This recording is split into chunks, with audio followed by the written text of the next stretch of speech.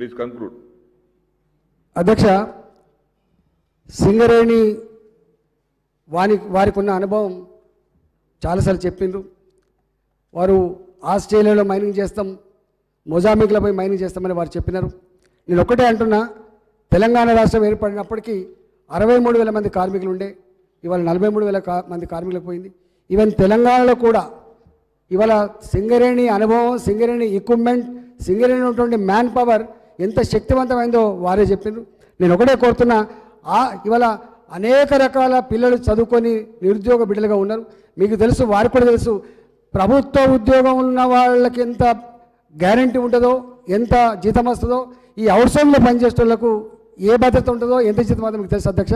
ఇవాళ సింగరేణిలో ఒకనాడు 10,000 మంది ఉన్నటువంటి ఈ అవుట్సోర్సింగ్ ఉద్యోగులు 30,000 మందికి పెరిగింది. 30,000 మందికి పెరిగింది.